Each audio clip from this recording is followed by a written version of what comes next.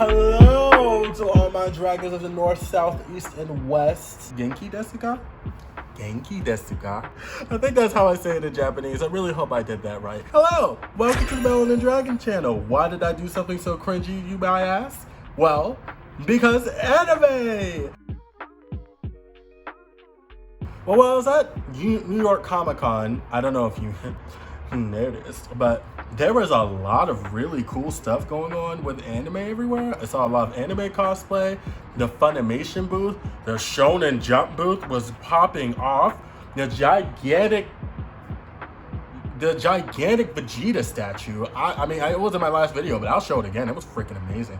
So honestly, with all that, I had to do something. Some type of video committed to my love, eternal life journey with anime. Anyways, why do I love anime? I've watched it since I was a little baby dragon, and it has influenced me to do anything and everything in my life. Honestly think there is something for everybody in anime. Yeah, I've watched Sailor Moon, I've watched Detective Conan, I've watched Naruto. Of course I've watched Naruto. Who hasn't watched Naruto? If you haven't watched Naruto, stop watching my video. The only ones that I've taken a minute to watch is slice of life and horror, because those two genres have been something I've really had to get used to. But if slice of life is anything like Miss Kobayashi's Dragon Princess, I'm fully okay with that. And I'm fully okay with sitting for hours watching every single case scenario of it. The culture is for weirdos. Let's just be honest here. Every time I meet anyone who's into anime, even remotely, there's a weird side to you. And I'm gonna flesh it out because I love you. I want you to know that you are safe loving anime. And if you love anime, you are a better person. There's nothing else we need to discuss here. Why? Because it's a whole different world. Have you ever, as a child, seen a Super Saiyan? Have you seen that episode where Krillin dies and Goku goes full ape shit mode on Frieza? The crazy thing now is that we're starting to get into a life where the next generation is telling me about anime. My sister, who is 10, is telling me about My Hero Academia characters and how I'm not naming them right. Madam, you have not sat and watched FullMetal Alchemist. I don't want to hear a thing out your mouth. Now, let's get into the history of Little Baby Dragon and his introduction to anime.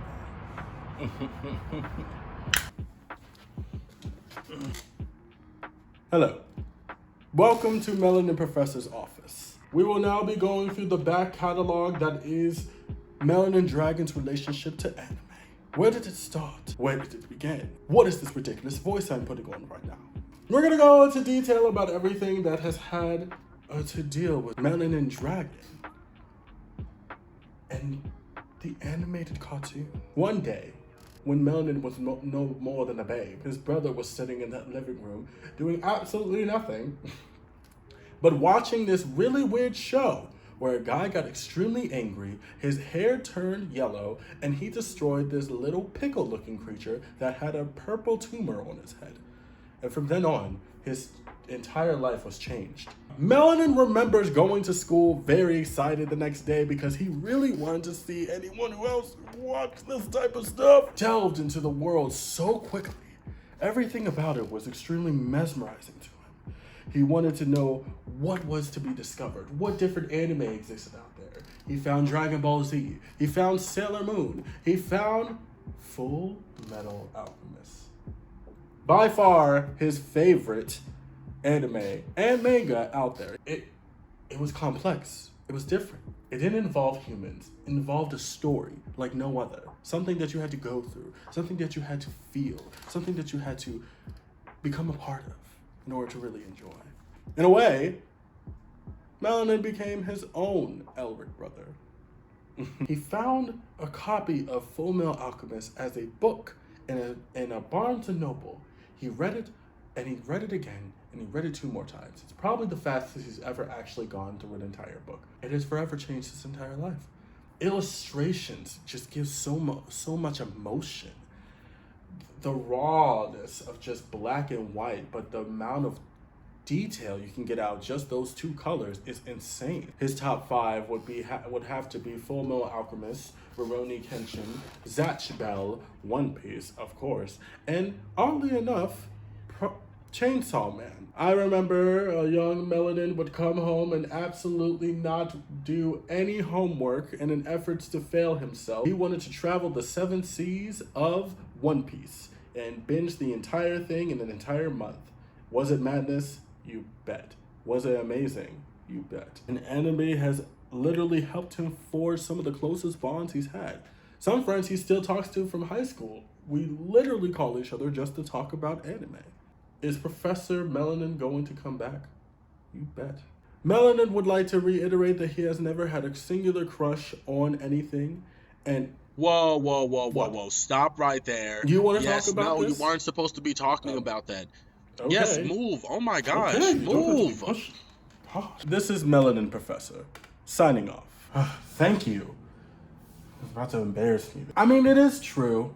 Through my years of watching anime, although I've never somehow gotten a crush on any hard abs, beautiful anime character besides Ishiki-senpai from Shokugeki no Sama, I have forged this weird fantasy around watching anime with my significant other, my partner, whoever that may be in the future. Watching anime, playing video games, all those type of things. You know those like weird fantasies you as a nerd, and I'm imagining there's a lot of blurred nerds on my channel. That kind of just imagine and go through. Wouldn't it just be nice?